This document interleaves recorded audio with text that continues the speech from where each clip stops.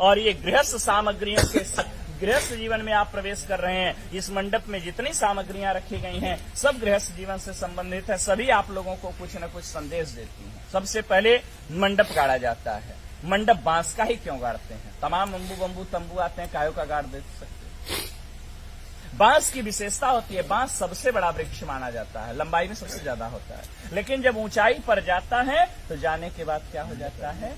झुक जाता है। यह बांस वर और कन्या को आप लोगों को यह संदेश देता है कि जीवन में आप लोग कितनी ही ऊंचाई पर क्यों न जाइएगा, हमेशा अपने श्रेष्ठों के प्रति विनम्रता का भाव रखिएगा, क्योंकि नमंती फलिनो वृक्षा नमंती गुणिनो जना शुष्क वृक्षाश्च मूर्खाश्च न नमंती कदाचन। फलने वाला वृक्ष और गुणी व्यक्ति हमेशा झुके रहते हैं, मूर्ख व्यक्ति और सूखा पेड़ कभी झुकता नहीं।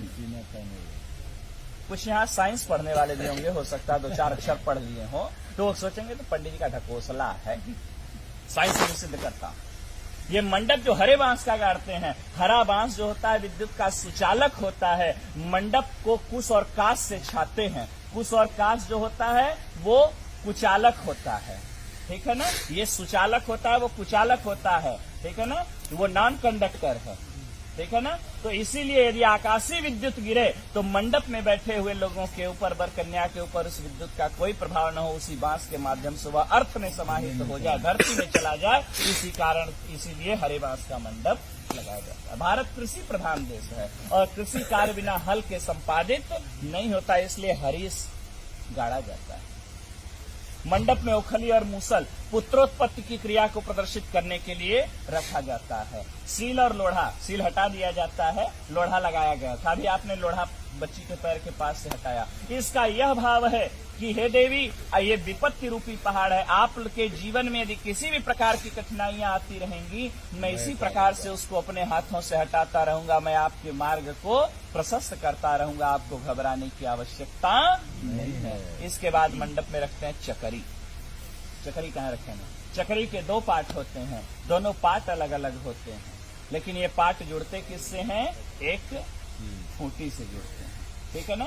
जब तक ये दोनों पार्ट खूंटी से जुड़े रहते हैं तब तक इसमें रहर डालिए, मटर डालिए, चना डालिए, कितना कड़ा पदार्थ डालिए, सबको दलते हुए बाहर कर देता है। लेकिन जिस दिन ये खूंटी टूट जाती है उस दिन दोनों पार्टों का कोई महत्व नहीं रह जाता। यह वर और कन्या भी चकरी के 2 पार्ट के समान है और ये वर और कन्या जो आज पति पत्नी के रूप में परिणत होने जा रहे हैं, पति पत्नी का रिश्ता जो होता है एक विश्वास का रिश्ता होता है। जब तक विश्वास है तब तक पति पत्नी का जीवन बड़ा सुंदर होता है, कितना अभाव रहे, कितना प्रभाव रहे।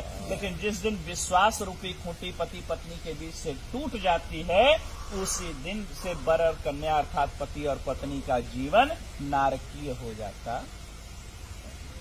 इसी भाव को प्रदर्शित करता है यह चक्र। हाँ, सुग्गा। सुग्गा क्यों लगाते हैं मंडप में? सुग्गा मीठा बोलता है। बोले महाराज सुग्गा से भी मीठा तो कोयल बोलती है, कोयल लगा देना चाहिए था। बोले तोते की दूसरी विशेषता है, तोता मिर्चा खाता है लेकिन फिर भी मीठा बोलता है। यह संदेश आप लोगों को तोता देता है कि जीवन में आप लोगों को कोई कितना ही कटु अनुभव क्यों न कराए, कोई कितना ही कड़वा आप लोगों को क्यों न बोले, आप हमेशा प्रेम से। For more updates, subscribe to our channel.